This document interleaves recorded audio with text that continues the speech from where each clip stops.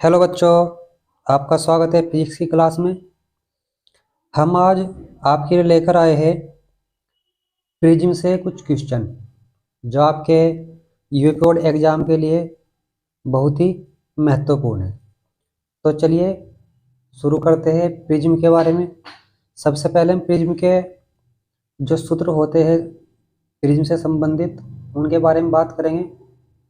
आप सभी बच्चों से निवेदन है कि इस वीडियो को अपने सभी दोस्तों को शेयर कर दें और जो भी बच्चे चैनल पर नए हैं वो चैनल को सब्सक्राइब कर दें और लास्ट में वीडियो देखने के बाद चैनल को लाइक करना बिल्कुल भी न भूलें। तो चलिए शुरू करते हैं। आज हम पढ़ने वाले हैं प्रिज्म, ठीक है।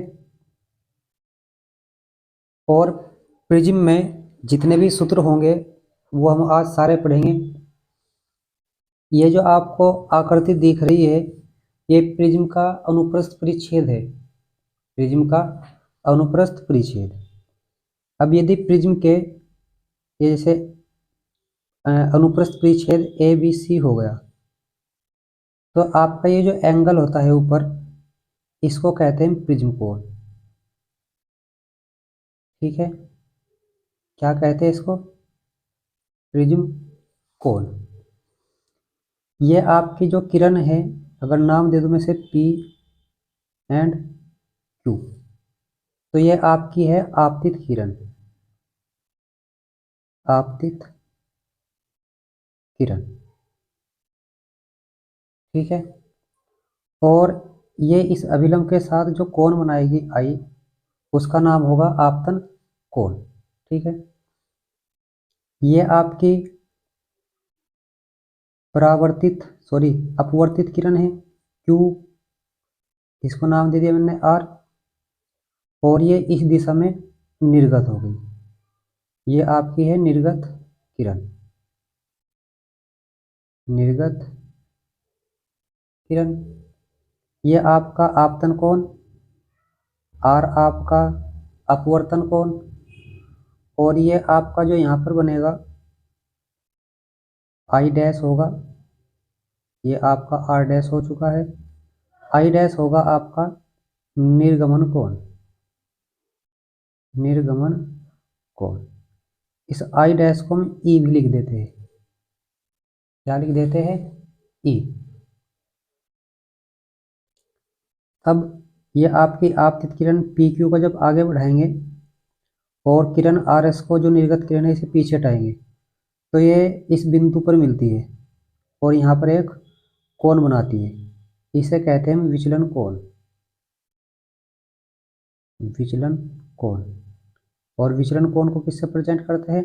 डेल्टा, ठीक है। तो आपके पास ये वाला प्रिज्म कोण हो चुका है, इसे आपतन कोण आई कहते हैं, इसे अपवर्तन कोण कहते हैं, ये इस पृष्ठ के लिए आपतन कोण, और ये आपका आई डैश निर्गमन कोण, इसे प्रदर्शित करते हैं आपतित किरण को आगे बढ़ाने पर और निर्गत किरण को पीछे हटाने पर। जो इन दोनों किरणों के बीच कोण बनता है उसे विचलन कोण कहते हैं।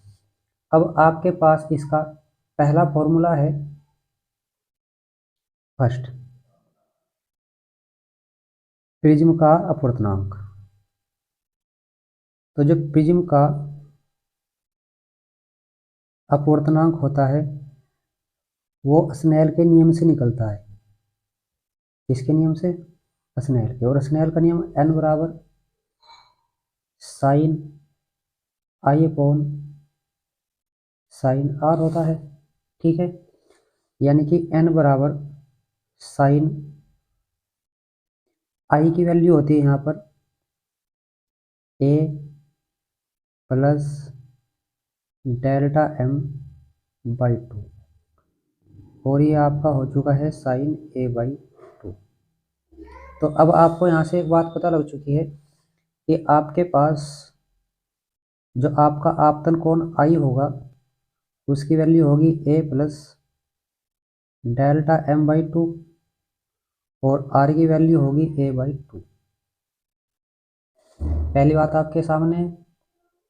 अब ये जो डेल्टा m है इस डेल्टा m को कहते हैं अल्पतम विचलन कोण, यानी कि डेल्टा एम का नाम क्या है?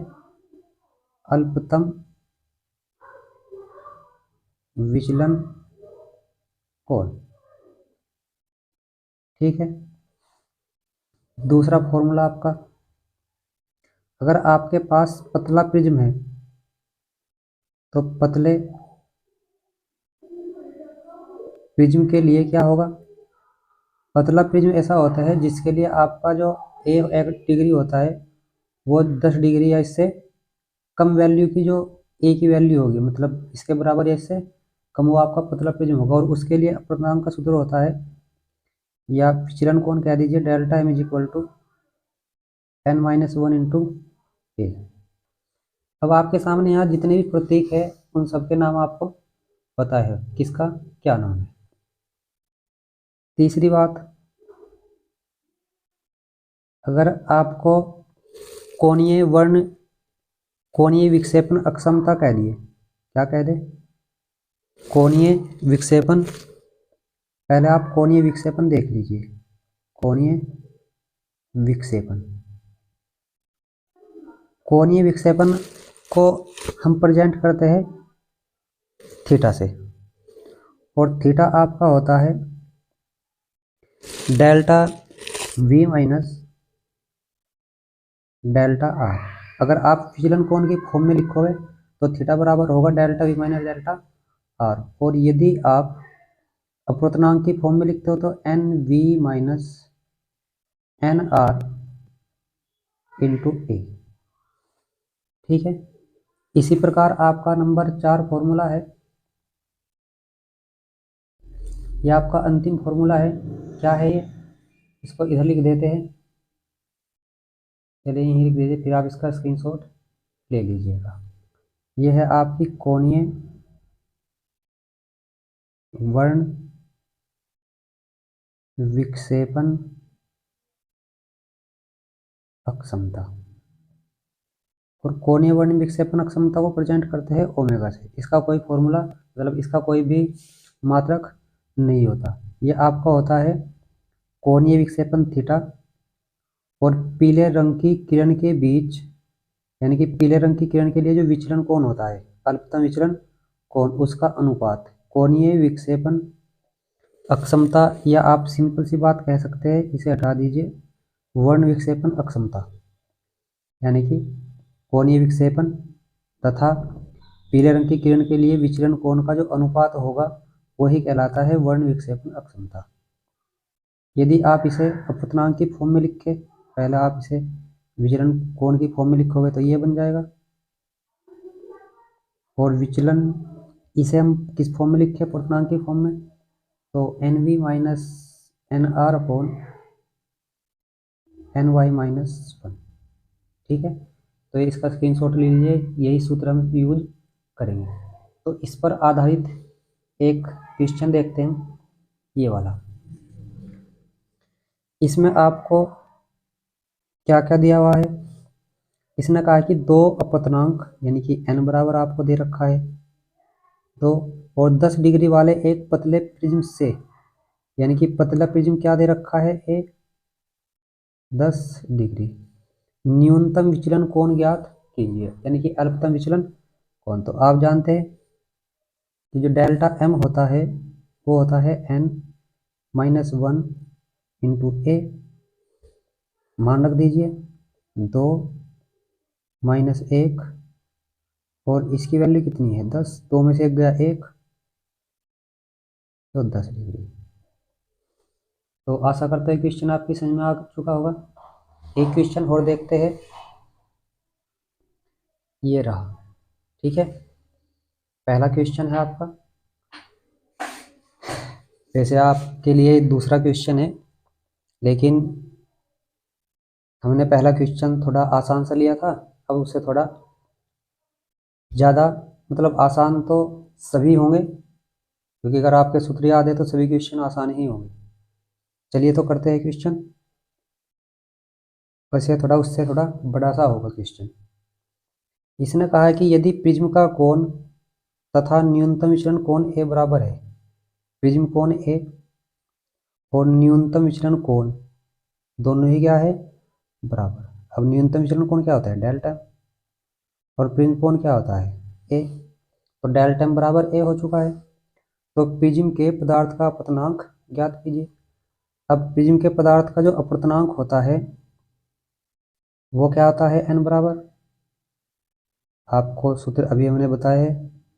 तो एन बराबर sine A plus delta M by 2 upon sine A by 2। ठीक है,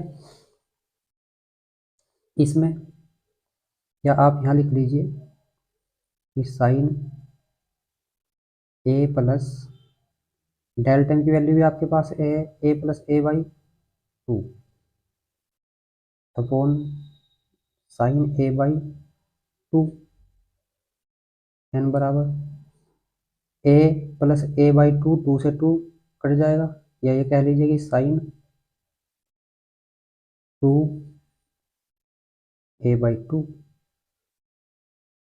और साइन ए बाई 2। आपने एक फॉर्मूला पढ़ा होगा साइन 2 ए का,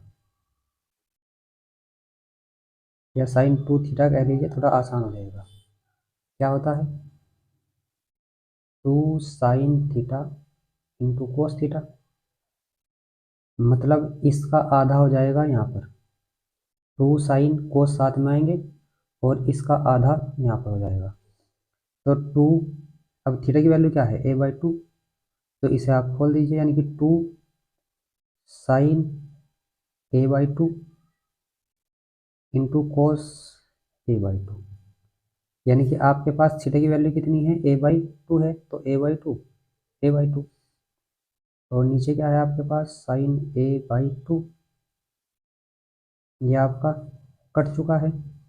तो एन की वैल्यू आपके पास बन चुकी है 2 कोस ए बाई 2। ठीक है, नेक्स्ट क्वेश्चन देखते हैं। इसमें आपको क्या कह रहा है कि किसी प्रिज्म के लिए अल्पतम विचलन कोण, मतलब डेल्टा एम, वो क्या दे रखा है? 30 डिग्री। और प्रिज्म कोण ए कितना दे रखा है? 60 डिग्री। प्रिज्म के पदार्थ का अपवर्तनांक ज्ञात कीजिए। एन बराबर sine A plus delta M by 2 और अपॉन साइन ए बाई 2। एक बात मैं आपको खास पहले ही बता दूं, आप प्रिज्म के लिए इस सूत्र का सत्यापन पढ़कर जाइएगा। पेपर में आने के लगभग 99.99% चांस है, यानी कितने? 99.99% चांस है पेपर में आने के। तो उसका सत्यापन आप पढ़कर जाइएगा। एन बराबर साइन ए की वैल्यू 60, डेल्टा एम की वैल्यू 30 बटे 2, साइन ए की वैल्यू आपके पास कितनी है? 60 बटे 2। अब कितना बच चुका है? 60 और 30 90, और 90 बटे 2 कितना? साइन 45, और 60 2 से काटोगे तो साइन 30। तो आपके पास साइन 45 की वैल्यू 1/√2 और साइन 30 की वैल्यू भी दे रखी है 1/2, यानी 1/2। 2 पहुंच गया आपका ऊपर। तो आपके पास n बराबर क्या बचेगा? ऊपर 2 और बटे में √2। इस 2 को आप लिख सकते हो √2 गुना √2 बटे √2। ये आपका कट चुका है। तो n बराबर आपके पास आ गया √2, और √2 की वैल्यू होती है 1.414।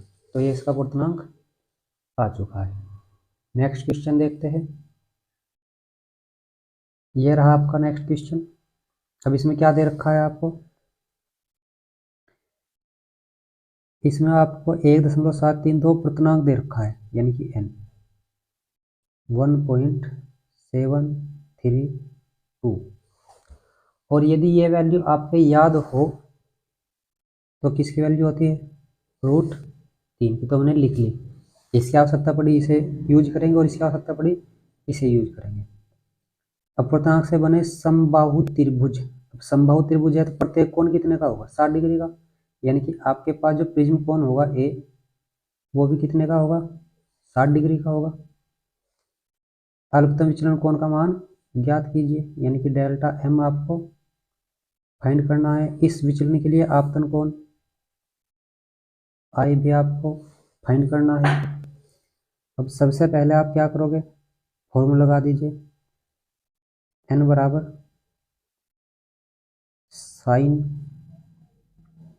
डेल्टा एम प्लस a/2 और बटे साइन a/2, एन की वैल्यू √3, साइन डेल्टा एम आपके पास है नहीं, ज्ञात करना है। ए की वैल्यू आपके पास 60 है बटे 2 और साइन 60 बटे 2। ठीक है, ये कटकर कितने रह जाएगा, साइन डेल्टा एम प्लस 60/2 और ये कटकर आपका रह जाएगा साइन 30। साइन 30 आप इधर पहुंचा दीजिए, यानी कि √3 गुना साइन 30 बराबर साइन डेल्टा एम प्लस 60 बटे 2 √3, इसकी वैल्यू होती है 1/2, तो डेल्टा एम प्लस 60 बटे 2, ये आपका क्या बनना है, √3, यानी जब मल्टीप्लाई करो √3/2 और √3/2 वैल्यू होती है साइन में साइन 60 की। इधर आपका साइन डेल्टा एम प्लस 60 बटे 2। ठीक है, इतनी बात। अब साइन से साइन हट गया तो आपके पास क्या बचा है, 60 डेल्टा एम प्लस 60 बटे 2, 2 की इधर मल्टीप्लाई 60 में करोगे तो 120 डेल्टा एम प्लस 60, 60 इसमें से घटा दोगे 120 में से तो शायद कितने रह जाएंगे, इतने ही रह जाएंगे, 60 ही। तो डेल्टा एम की वैल्यू कितनी आ चुकी है, 60। ठीक है, एक आपको आई निकालना है, आपतन कोण। तो आपतन कोण आई आपको पता है कि डेल्टा एम प्लस a/2 होता है। डेल्टा एम की वैल्यू भी 60, इसकी भी 60 बटे 2, 120। तो 120 बटे 2 कटकर कितना आ गया आपके पास, आई बराबर आपतन कोण की वैल्यू 60 डिग्री आ चुकी है। ठीक है, इससे अगला क्वेश्चन देखते हैं। ये रहा अगला क्वेश्चन। इसमें क्या कह रहा है आपको कि एक 90 डिग्री कोण वाले प्रिज्म के पृष्ठ AB पर, यानी कि ये आपका कितने डिग्री का है, 90 डिग्री का, एक वर्णीय प्रकाश की किरण चित्रानुसार आपतित होती है। अपवर्तन के पश्चात निर्गत किरण पृष्ठ AC के स्पर्शवत निकलती है, यानी कि यहाँ से ऐसे गई और ये ऐसे निकल गई। ठीक है जी, प्रिज्म के पदार्थ का अपवर्तनांक ज्ञात कीजिए। अब आपके पास दो पृष्ठ हैं यहाँ पर, ये आपका 45 डिग्री है, ये एंगल आप R मान लीजिए। अब ये एंगल R आप जानते हैं टोटल एंगल ये कितना का है, यहाँ से 90 डिग्री, तो इधर का कितना हो जाएगा, 90 माइनस R। अब ये जब 90 माइनस R होगा तो ये कितने का बन जाएगा, समझ में आ रहा है ना क्या बोल रहा हूँ मैं। आप जानते हैं ये क्या है, आपका अभिलंब है। अगर ये अभिलंब है तो ये वाला कोण अपवर्तन कोण R ही, तो इधर का कितने का बैठ गया, 90 में से R घटा देंगे, 90 माइनस R। जब ये 90 माइनस R तो ये भी कितना बचेगा भाई, 180, ये आपका R बन जाएगा। जब ये R तो इधर का कितना बनेगा, ये आपका बन जाएगा 90 माइनस आर। ठीक है, अब ये आपका बन चुका है 90 माइनस आर, और चूंकि स्पर्श निकल रही है तो ये एंगल आपका होगा कितने का, 90 डिग्री का। तो पृष्ठ, पहले आप ए बी ले लीजिए, पृष्ठ ए बी के लिए, पृष्ठ ए बी के लिए स्नेल का आप नियम लगा दीजिए, स्नेल के नियम से। अगर आपके पास वायु का पूर्णांक 1 हो और इसका पूर्णांक आप n मान लो, तो क्या होगा, आप जानते हैं फॉर्मूला क्या होता है, n1 sine I is equal to n2 sine R. तो n1 में पूर्णांक कितना है, 1। ठीक है, साइन आई की वैल्यू कितनी है, 45। n2 आपके पास कितना है, n2 आपके पास है n, और साइन आर, साइन 45 की वैल्यू, क्योंकि ये एक है, एक तो एक ही रहेगा, साइन 45 की वैल्यू कितनी बन जाएगी, 1/√2। ये आपके पास n साइन आर, तो n आप इधर पहुंचा दीजिए, 1/√2 इंटू n साइन आर। ये आपके पास बन चुकी है समीकरण फर्स्ट। अब पृष्ठ ए सी लीजिए, पृष्ठ ए सी के लिए,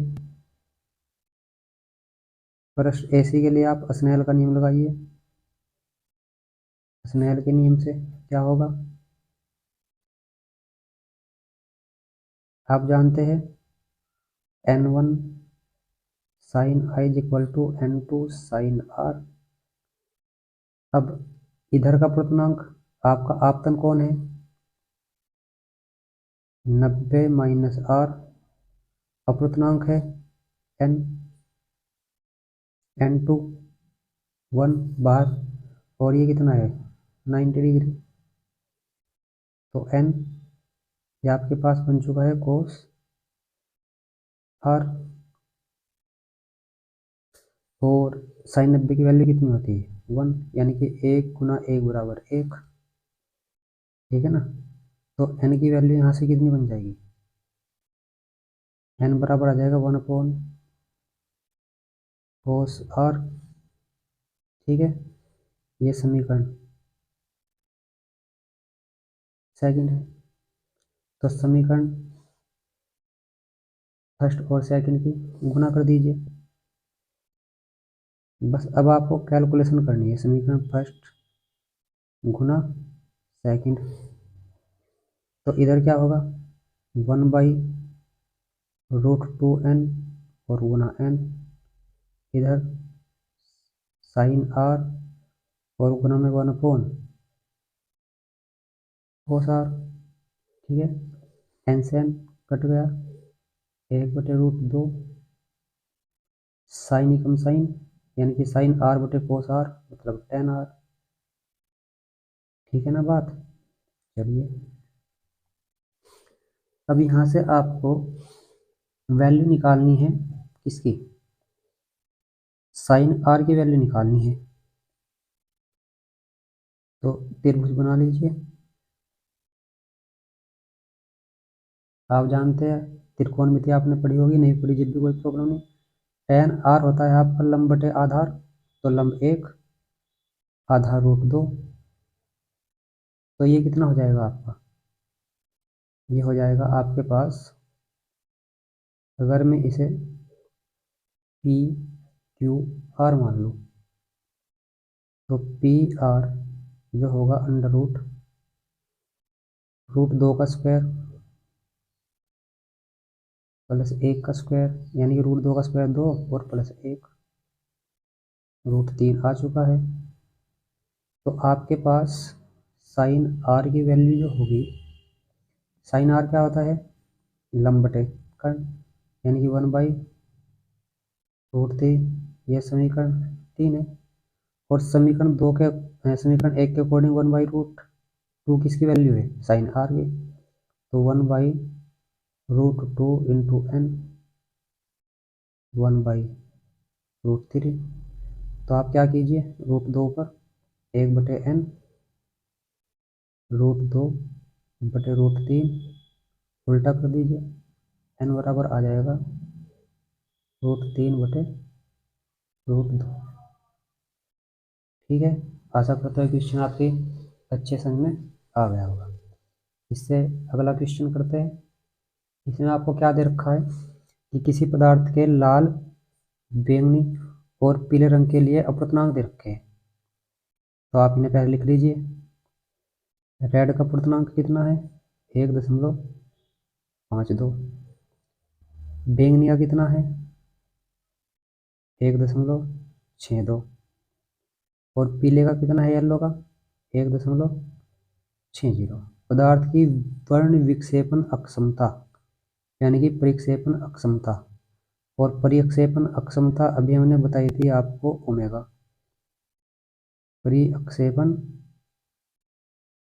अक्षमता ओमेगा का फॉर्मूला क्या होता है, क्योंकि आपको एन की वैल्यू दी हुई है तो एन में देख लीजिए, NV minus NR upon NY-1।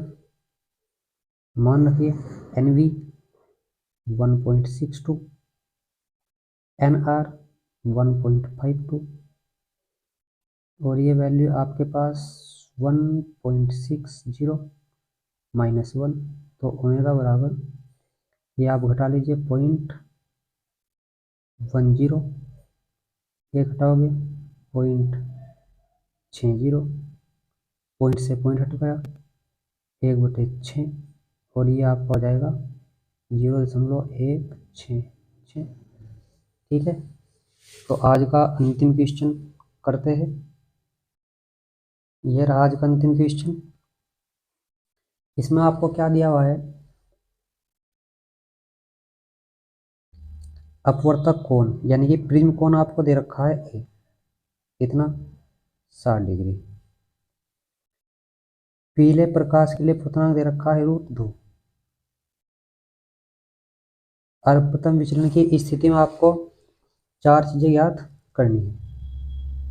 तो आप सबसे पहले फॉर्मूला लगाइए n वाला। तो अपूर्णांक n बराबर होता है sine delta m plus a/2 sine a/2। ठीक है, n बराबर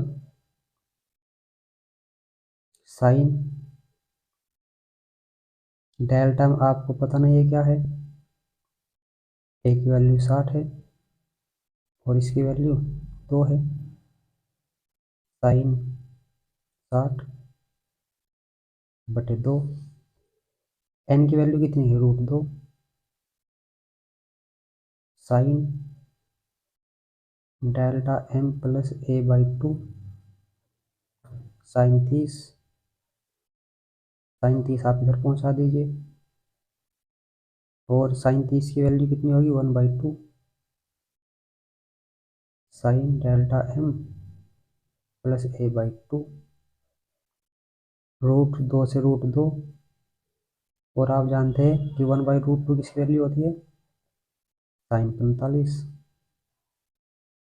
sign delta m plus a/2। ठीक है, अब साइन से आप साइन हटा दीजिए तो कितना बचा, 45 बराबर डेल्टा m प्लस a/2। ए की वैल्यू आपके पास कितनी है, 60 है, 45 दूनी 90। तो डेल्टा m प्लस 60, ये 60 जाकर माइनस हो जाएगा यानी कि डेल्टा m 90 - 60 बराबर 30 डिग्री आ चुका है। यानी कि आपके पास अल्पतम विचलन कोण आ गया है। सेकंड पोर्शन, अपवर्तन कोण। अब आप जानते हैं कि अपवर्तन कोण अगर आप याद करें तो r था और अल्पतम विचलन की स्थिति में r होता है a/2। मतलब ए की वैल्यू 60, कितनी, अपवर्तन कोण ही तो कह रहा है, अपवर्तन कोण। अच्छा, इसमें सबसे पहले आपको अपवर्तन कोण ज्ञात करना है। तो 60/2 कट कर कितना रहा, 30। या आप थर्ड कर लीजिए, सेकंड। सेकंड में क्या पूछा है, आपतन कोण, आपतन कोण। अब आपतन कोण होता है आपका क्या, आई। और आई इसमें कितना होता है आप जानते हैं, जब इस सूत्र में लगाओगे तो आई आपके अल्पतम विचलन के बराबर होता है। इसके बराबर, देखिए यदि मैं सूत्र भी लगा दूं, डेल्टा m + 60/2, तो आप जानते हैं इसकी वैल्यू डेल्टा में कितनी है, 30 + 60/2, मतलब 60 30 90/2, यानी कि आई की वैल्यू आ जाएगी 45। ठीक है ना। लास्ट, निर्गमन कोण, निर्गमन कोण ई। और अल्पतम विचलन की स्थिति में जो ई होता है वो आई के बराबर होता है। आई कितना है आपके पास, 45। तो इस प्रकार आपके सभी क्वेश्चन आसानी से हो जाएंगे। इस चैप्टर से संबंधित जितने भी आपके महत्वपूर्ण क्वेश्चन थे वो मैंने आपको बता दिए हैं। पेपर में इससे बाहर कोई भी क्वेश्चन इस चैप्टर से नहीं आ सकता। अब आप सभी बच्चों से निवेदन है कि इस वीडियो को जितने भी आपके दोस्त हैं उन सबको शेयर कर दे और चैनल को सब्सक्राइब कर दे। दूसरी बात यह है आज आपके लिए कि आप वीडियो को देखकर वीडियो को लाइक नहीं करते, जबकि आपके लिए ये सभी प्रश्न महत्वपूर्ण है। वो आपको जब पता लगेगा जब आप एग्ज़ाम देकर घर आएंगे और आपके एग्ज़ाम में इन सभी क्वेश्चनों से बहुत सारे क्वेश्चन देखने को मिलेंगे। तो चलिए इसी बात को याद रखिएगा आप, और हम अपनी इस श्रृंखला को आगे बढ़ाते हैं। फिर मिलते हैं, तब तक के लिए धन्यवाद।